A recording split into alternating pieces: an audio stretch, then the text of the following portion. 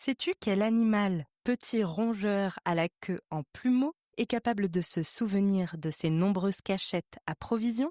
Aujourd'hui, on va parler de l'écureuil dans Bête de science.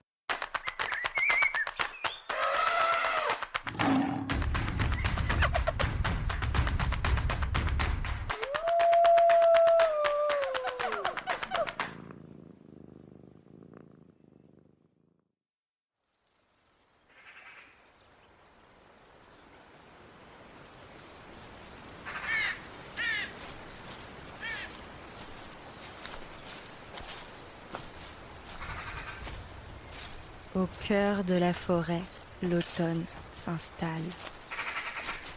Les arbres se couvrent de couleurs rouges, jaunes, orangées. Au sol, les premiers tapis de feuilles mortes craquent sous nos pas. Il fait frais. La forêt bruisse de 1000 sons. Le roulis de l'eau d'une rivière toute proche. Le sifflement du vent dans les feuillages. Le chant des oiseaux.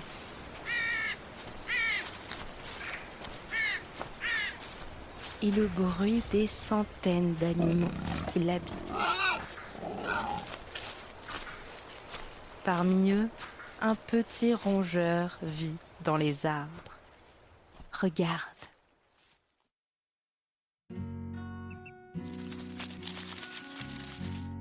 On peut l'apercevoir juste là, sur ce magnifique pin.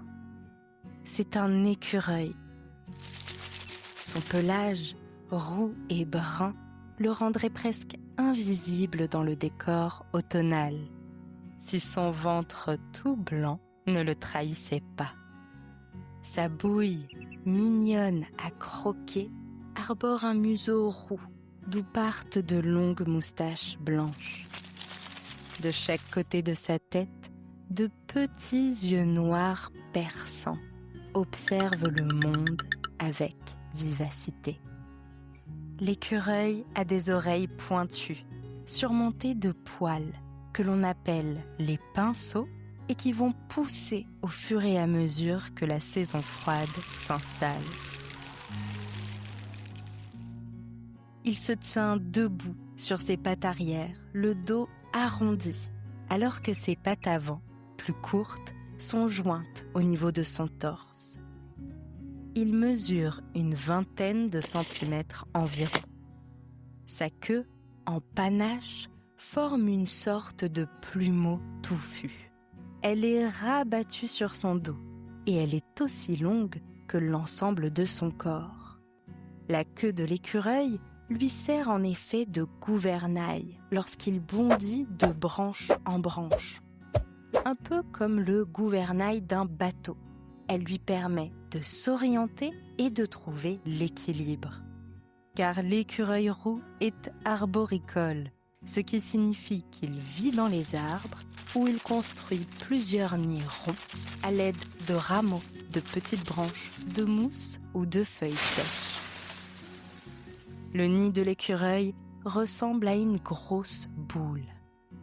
Regarde, tout là-haut, à plusieurs mètres de hauteur, on peut voir le nid de notre compagnon du jour, aménagé dans une enfourchure de troncs d'arbres.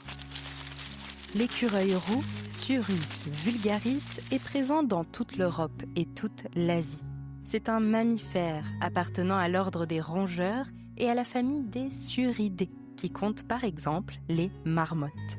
Il vit le jour et mène une existence solitaire. Il existe près de 300 espèces d'écureuils, présentes partout dans le monde. Certaines sont arboricoles, comme l'écureuil roux, d'autres sont terrestres. Il y a même des écureuils volants capables de déployer une membrane entre leurs pattes pour planer d'arbre en arbre.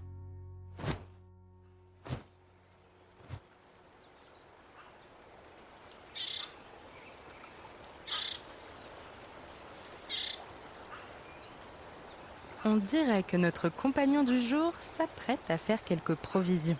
Le voilà qui se met à courir sur sa branche, à sauter avant de s'agripper grâce à ses griffes acérées au tronc du pin qu'il va explorer. Ça y est, il le remonte à grande vitesse pour s'enfoncer dans ses branchages.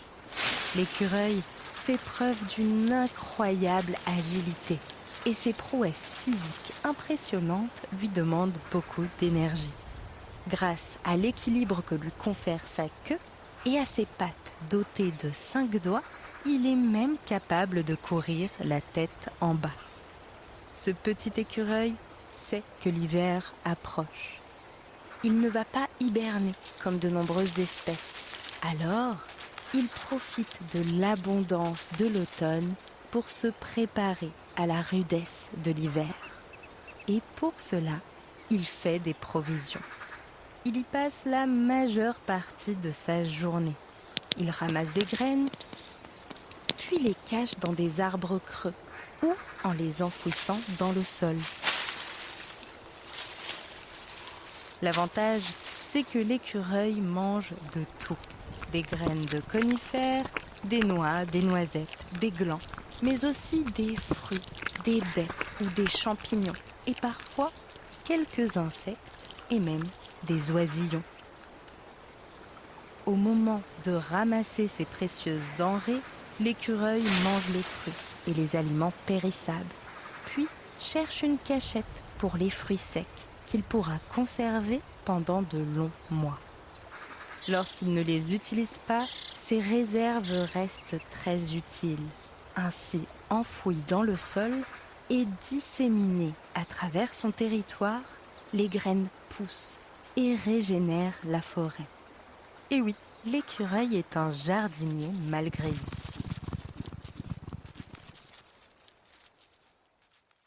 Pendant longtemps, l'écureuil a eu une réputation de petit étourdi, qui ramasse des graines qui lui tombent sous la main, qui les cache pour les oublier ensuite. Mais les scientifiques qui l'ont étudié ont découvert une toute autre réalité. Et tu vas voir que ce petit rongeur des bois a plus d'un tour dans son sac. Chaque année, l'écureuil cache plusieurs milliers de graines au cœur de nos forêts. Mais comment fait-il pour les retrouver ? Pendant longtemps, on a pensé que c'était son odorat qui le guidait. Mais une étude a démontré que c'est en fait un peu plus compliqué. Les scientifiques ont lâché un écureuil sur un territoire où non seulement il avait caché des noisettes plusieurs jours auparavant, mais où d'autres écureuils avaient eux aussi créé des stocks de provisions. Résultat, l'écureuil n'a retrouvé que ses propres noisettes, pas celles de ses camarades. Ainsi, l'écureuil ne retrouve pas ses cachettes grâce à leur parfum, mais il en mémorise l'emplacement. Et il y a plus étonnant encore. Dans une autre étude, les écureuils ont été observés au moment fatidique où ils cachent leurs graines. Les scientifiques leur ont distribué des amandes, des noix de pécan, des noix et des noisettes. Et là, surprise, les écureuils font le tri. Ils cachent les amandes dans une cachette à amandes, les noix dans une cachette à noix, etc. Ça a peut-être l'air de pas grand-chose dit comme ça, mais c'est un effort de réflexion immense que fournit l'écureuil. D'abord, il analyse la graine en la prenant dans ses pattes. Il l'évalue. Puis, il crée des catégories sur la base de son aspect, de ses propriétés. Et enfin, il la range avec celles qui lui ressemblent. C'est ce que les scientifiques appellent la technique du chunking, un découpage mental qui favorise la mémorisation. Après tout, il est beaucoup plus simple de savoir que toutes les noisettes sont cachées dans un seul et même endroit pour les retrouver en cas de petit creux. D'autres études scientifiques ont montré que les différentes espèces d'écureuils ont leur propre stratégie. Par exemple, Les écureuils volants qui vivent en Chine tropicale préfèrent ranger les glands qu'ils trouvent en hauteur, directement sur la branche des arbres. Pour ce faire, ils entaillent le gland et le fixent solidement à la branche choisie. Là encore, l'effort de réflexion est important. Les écureuils expriment aussi leurs émotions, notamment grâce à leur queue, et chacun d'entre eux a sa propre personnalité. Certains sont actifs, sociaux, agressifs, audacieux ou encore timides. Les écureuils les plus audacieux et les plus sociaux se déplacent le plus rapidement et maintiennent un territoire central plus large que les autres. Tu l'auras compris, l'écureuil est loin d'être un amasseur compulsif de graines en tout genre. Il fait ses provisions en adoptant une stratégie. Il trie ses graines, organise ses cachettes et il les mémorise.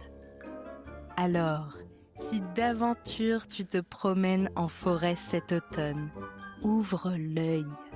Peut-être auras-tu la chance d'observer ce petit rongeur solitaire s'affairer dans tous les sens pour préparer l'hiver. Allez, on récapitule. L'écureuil roux est un mammifère appartenant à l'ordre des rongeurs. Omnivore, il se nourrit principalement de graines, mais aussi parfois de champignons et même d'insectes. Il existe près de 300 espèces d'écureuils partout dans le monde et elles sont présentes sur la quasi-entièreté de notre planète. L'écureuil est connu pour sa manie à faire des provisions en amassant des graines dans des cachettes. Il joue un rôle écologique fondamental et participe au renouvellement des forêts. Les scientifiques ont par ailleurs découvert qu'il est organisé. Il trie ses récoltes et est capable de mémoriser l'endroit exact où il les a cachées. Alors, pas si bête, l'écureuil. Merci d'avoir suivi cet épisode de Bêtes de Science. Si ce podcast te plaît, tu peux t'abonner pour découvrir de nouveaux épisodes toutes les 2 semaines et en apprendre toujours plus sur la vie fascinante des animaux. Si tu nous suis sur Spotify ou Apple Podcast, tu peux même nous laisser 5 étoiles pour nous dire qu'on a fait du bon travail. Ou nous laisser un commentaire si tu veux qu'on parle d'une bestiole en particulier. Au fait, si tu aimes ces épisodes et que tu veux les écouter avant tout le monde, c'est possible. Pour ça, il te suffit de prendre l'abonnement premium sur Apple Podcast pour rejoindre le club des aventuriers. Les épisodes te seront accessibles dès le samedi et sans publicité. Alors n'hésite plus. À bientôt, jeune aventurière et jeune aventurier.